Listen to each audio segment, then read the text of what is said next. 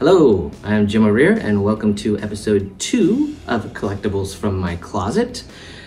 The last show was pretty popular and got a lot of comments that people wanted to see more stuff. So basically this is a short video series about fandom geek collectible things that I have sitting around my house or that are in boxes in my closet and things like that. Now, the last show focused on Star Wars.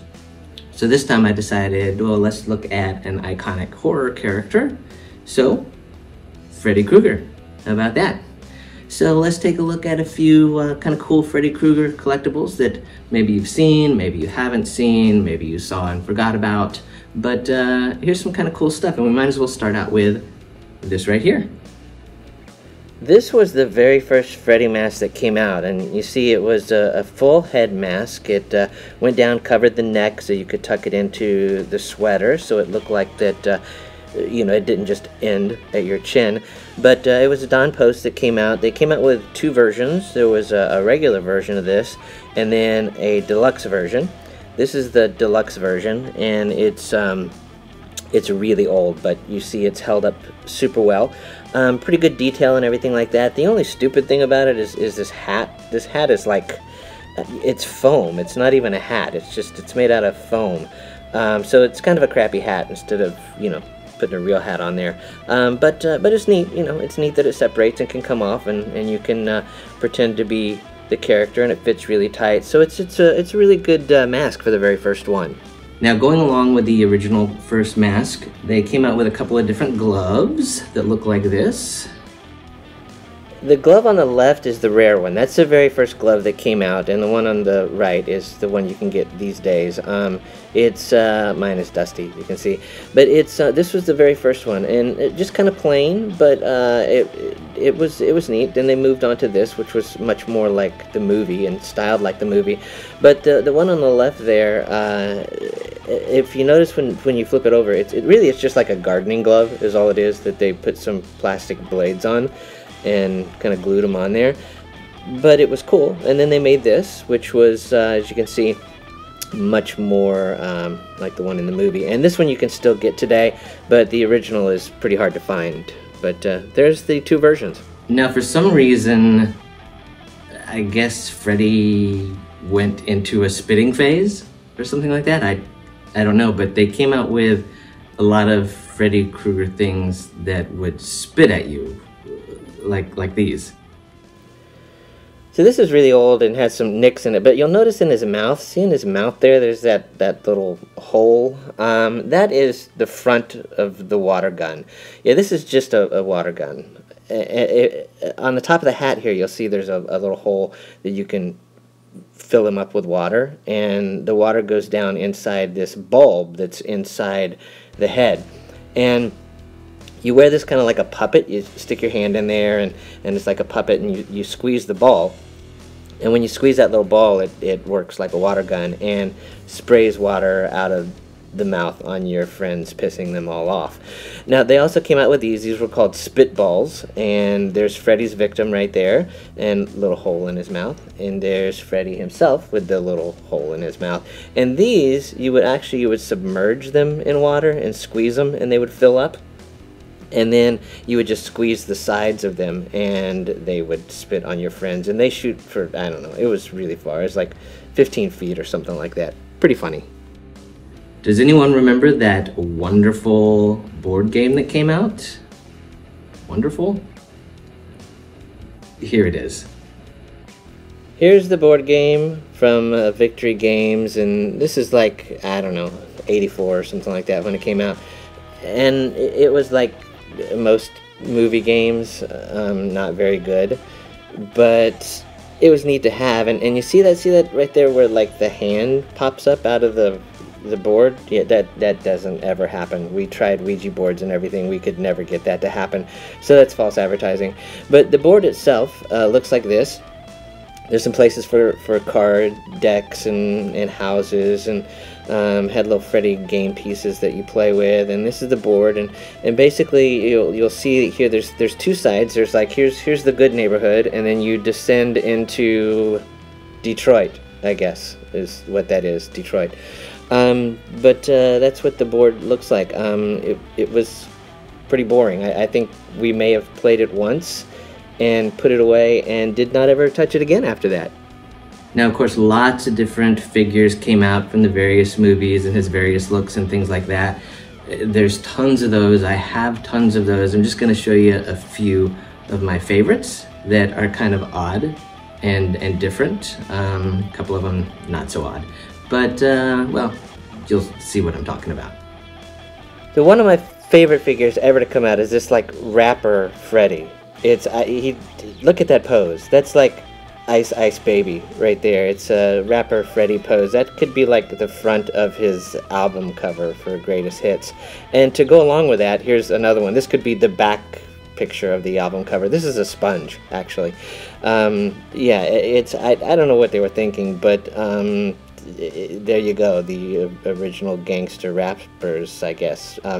Then there's this little cute thing, and I don't know, I found this in a gas station, I think. He's this little plastic guy with clothes, and he has a suction cup on him, and he can stick on stuff. I think I had him hanging from my car window for a while, and I think my mom probably still has hers in her car, but I don't know, this goes back, gosh, 30-some years, maybe even more than that.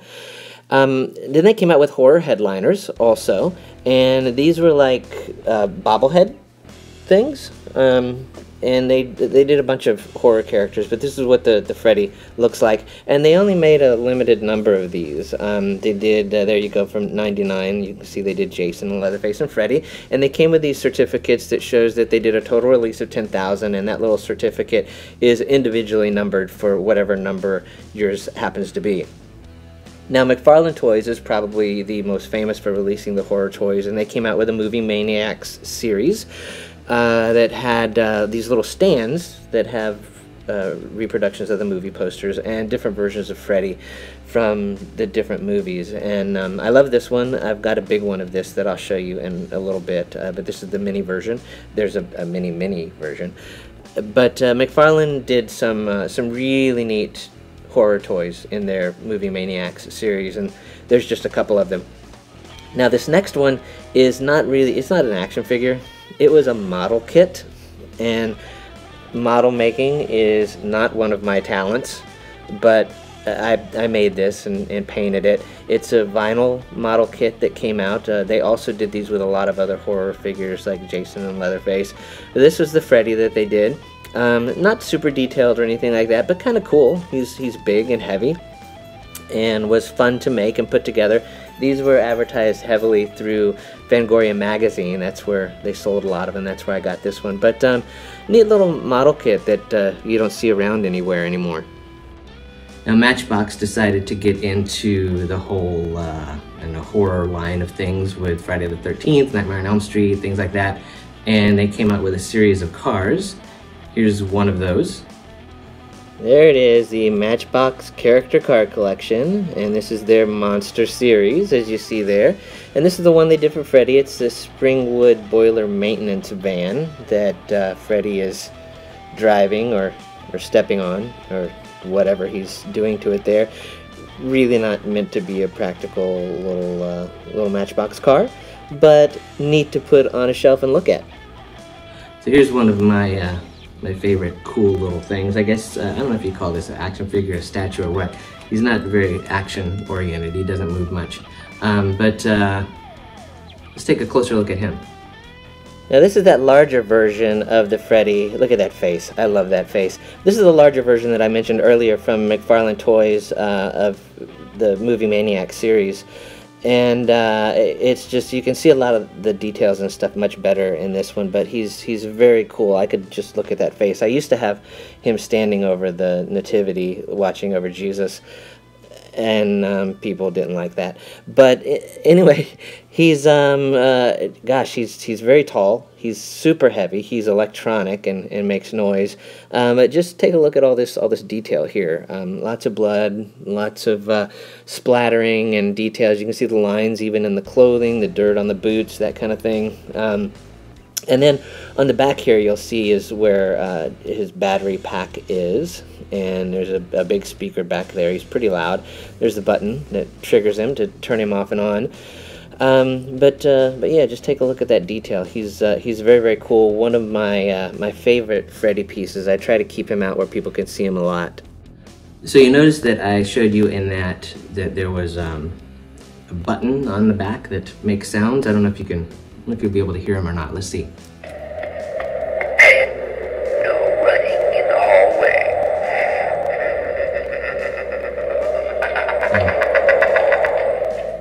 Kind of cool. He's actually got a sensor right here on the front of him, and you can stand him up, and when that sensor is tripped, he'll talk to people as they walk by.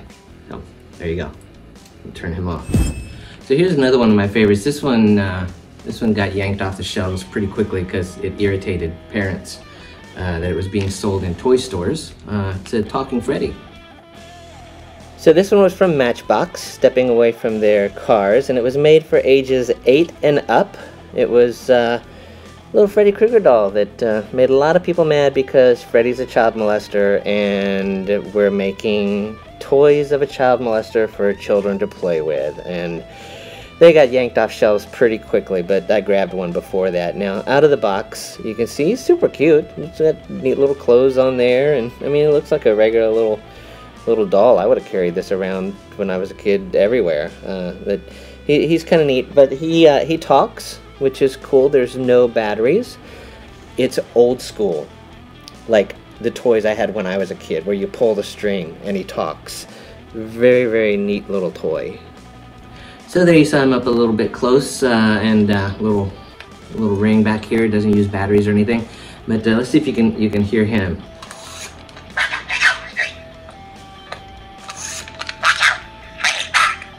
So that's apparently the gnome version of Freddy's voice. So they came out with a couple of really cool dolls that one's super cute, one is a little more realistic. Here are those.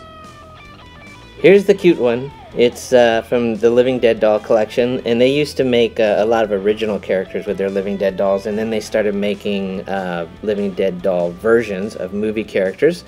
When you open up the box, you can see my reflection, but also you see the little Freddy doll there, and you see what I mean. He's super cute, very stylized in the Living Dead style. And I really like him. He's a favorite of mine. Now, Sideshow Toys came out with a little more realistic version, and this one is signed by Robert Englund right there himself. But Sideshow made a more of kind of a collectible action figure style. Here he is when you open the box. You'll see on the left there, there's a cast list of who's in the movie, a little movie poster, and then inside the box you get Freddy with a little stand that you can stand him up on and display him. He's got the removable hat and stuff like that, and not a bad face. There's my reflection again, so let me get out of the way. There's his face a little bit better, but pretty neat little collectible doll there. And not to be beat out of the Freddy Krueger merchandising scheme, yes, Mr. Potato Head also got involved. Yep, Mr. Potato Head came out with a line called Pop-Taters, which had several movie characters that they made. And this was their Freddy Krueger. They also did a Jason. I have a Jason somewhere. But I love these Mr. Potato Head characters. In the last show, I showed you some that they did for Star Wars. And this is just one from their horror line of taters.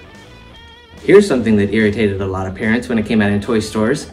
This was a dress-up Freddy Krueger doll from Max Effects. Again, Matchbox steps away from their car line to make this Max Effects doll, where you make the change happen. It says so right on the box. But you see there's a dress-up Freddy, and there's Matchbox's logo. So kind of an odd thing for Matchbox, but it came with this this toy, this little doll. I guess it's Ken It's their version of Kin. It's Kin Freddy. That's before burning, and then the face after burning, and hands after burning. Also glove, hat, boots, little clothes that you can change him into. He can go from regular Freddy to evil Freddy. So it's sort of a Freddy, Kin, and Barbie doll, I guess. So there you go. There's just a few of the Nightmare on Elm Street Freddy Krueger things that I have sitting around the house and in my closet. I want to thank you for watching this episode of Collectibles from My Closet. Let me know in the comments kind of what you like, what you don't like. This is still really experimental. Just decided, what the heck, let's put together a short little video series for geeks like me that want to see some cool stuff. And let's see if we want to keep this video series going. If we get some good comments and stuff, I can go on and show more like Bruce Lee and superhero stuff, more horror collectibles. Got a lot of horror stuff, especially Universal Monsters. So again, I want to thank you for watching, and we'll see you next time.